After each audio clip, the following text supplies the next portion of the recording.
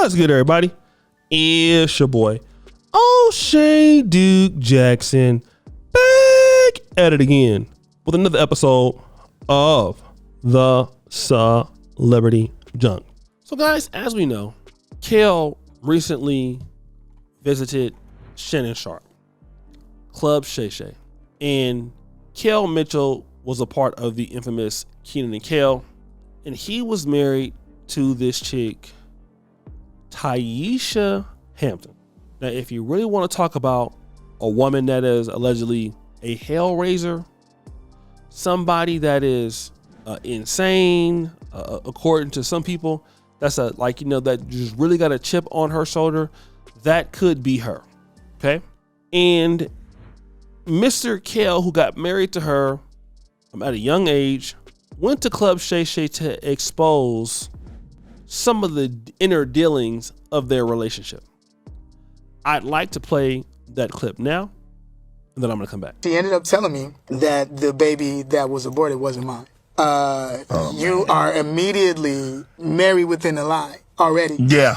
You know what I'm saying? So the marriage was never the same after that, was it? No, it was. This is at the beginning. You know what I'm saying? This is right at the beginning. And so within that process, she probably should have kept that to herself. And well, I'm glad she didn't. And so within that process, with that being known, it was just like, yo, with even in being, the pregnancy, she almost died within the pregnancy. So that was a hard time too. Right. It was a lot. It was other times.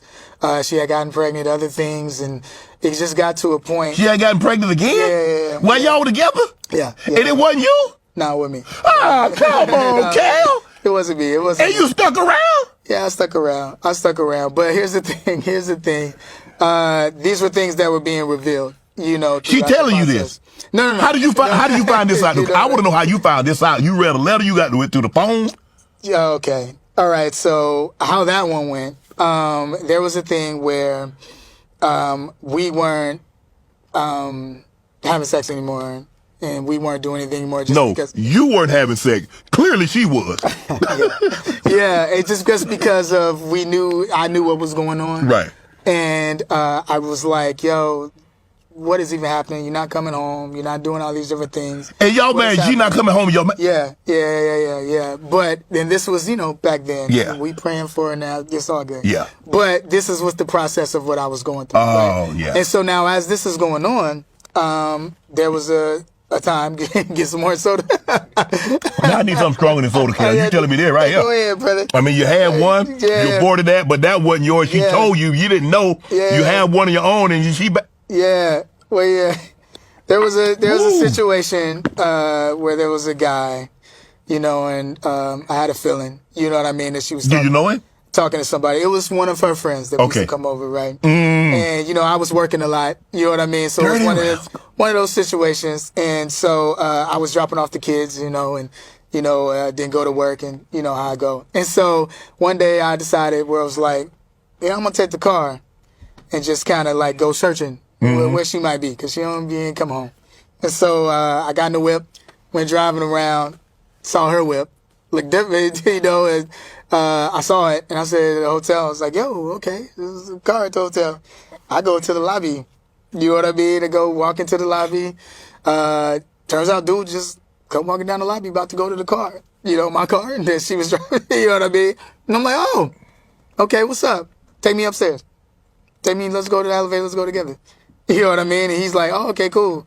You know what I mean? We go up, we don't need to fight, let's go. Yeah. Because I already know what it is. Right. So we go up. Of course, she's surprised. Oh, within the room.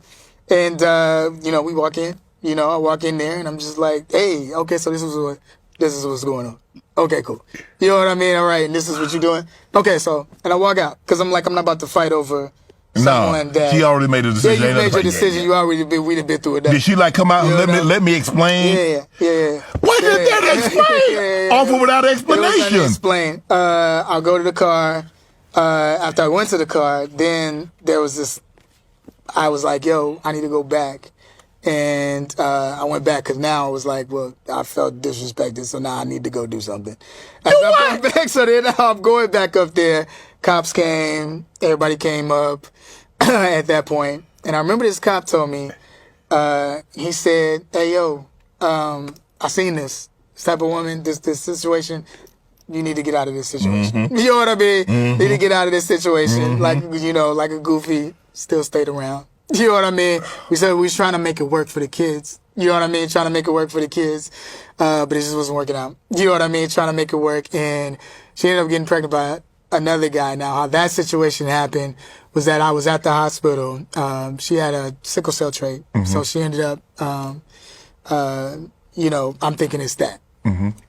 We go in there and the doctor comes in and says, yeah, so you lost the baby. And I was just like, hey, yo, what? You lost the baby? And I'm like, oh, I know that's not mine. And so I lost the baby and I'm like, okay, so she was pregnant at that time. And this was just like, what was going on? You know what I mean? Within the relationship. That was rough, but then it's also doing movies, doing TV shows, doing all these things as this is going on, not really telling anybody anything. Right. I wasn't telling my parents, telling my family what was going on. Right. You know, so now all these situations are happening. And I get to the point where I'm at, you know, 2004. I get a phone call and she's this guy, you know, that she wants to be with. And I was just like, okay, yeah, y'all need to be together. You know what I mean? Like, let's do this. And I just felt like at that point it needs to be a reset button. Just because I looked at my parents and how beautiful their relationship was and how this relationship was not being that at all, and how what I thought marriage would be wasn't that at all. And then even just the navigation of this industry as well and what was going on. And I just wanted to hit an off button at that point. And I felt like that was the answer. Right. At the Sun Hotel in Canada, on the other side of a balcony, I tell people, you know, I heard something tell me, hey, yo, Kel, get into a room, lock the door, and get off this balcony. I know that was God now. But at that time, I said it was a person, but I know it was God that told me to do that. Now, let me just say before I get into this, you know, Kel's daughter, Allura Mitchell, which is Tyisha's daughter, you know, they said some horrible things about the guy. He's not really serious. He doesn't really help out. He's not doing X, Y, and Z. Okay, fine. But I wanted to talk about certain things that were happening to this young man in his relationship. Okay, this is very important. His ex-wife told him, I'm pregnant, but this baby ain't yours. Brothers, I just want you to think about that. Okay, think about that. You're a young guy. You're the one that married this woman, and a woman has the unmitigated gall to tell you, I'm pregnant and it's not yours and I'm your wife. What do you say to that? As a brother, as a black man, what do you say to that? How can you make light of that? What do you say? I know what I would say or do, but he did the opposite. He went back. Now, I know that there is a God of a second chance and a God of whatever else, and I get that. But don't play yourself. Whatever you do, don't play yourself. Whatever you do, don't play yourself. If your wife or your girlfriend that you are taking care of wants to go out there and get pregnant by somebody else, and he was talking about that they wasn't together anymore and she was still sleeping with somebody and ended up pregnant again, here's what you can do. Go deal with that guy. Let him take care of you instantly. Because if you ever go back to her, if you think that you've been disrespected right now, wait till you go back. Wait till you go back. If you think right now you are having a tough time, if you think she don't like you now, she gonna punish you for not getting rid of her. And see, men don't understand women do that.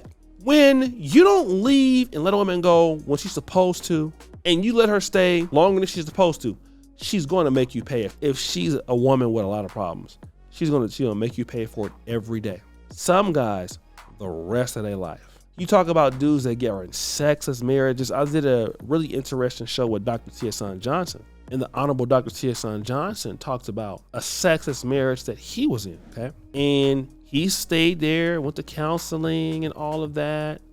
He was still paying the mortgage and stuff like that. And the only thing I can think about was, this is a woman that wants this man to suffer, wants you to be married, but suffer. And the way you get out of suffering is to get rid of people as fast as you see they're not going to do the right thing. Don't waste no time. Like the old folk used to say in the church, while the blood is still running warm in your veins. And that's the mistake he didn't make. See, as men, we're not perfect. We make mistakes. But God damn it, I'm going to tell you one thing. God ain't called you to be no fool, okay? You don't have to take shit off of anybody because you're a man. You have as much right to live a full and happy life as anybody else. Okay? You have the God-given right to do so. And if people don't like it, let them kiss your ass. That's all I can tell you. And if they don't like it, let the devil deal with them. Let the devil deal with them. Why do I say that? Because you're not gonna raise hell in my life. And I hope you men know that. I had one chick I was dealing with for like 7 years. Stupid thing. I'm talking about, boy. The booty was so big the fart didn't come out till next year. She was cheek clapping it up. Okay? And the girl, I just think, man, maybe the girl is a little slow. Maybe she don't mean to be this dumb. No, she wasn't dumb. She was very smart. She knew what she was doing. Okay? And I was addicted to those cheeks so much I couldn't really think, brother. I'm not gonna lie. Those cheeks were something else. I'm talking about when you're talking about the cheek clapping it up. Oh my God. And she was stupid thick. She had top, she had bottom.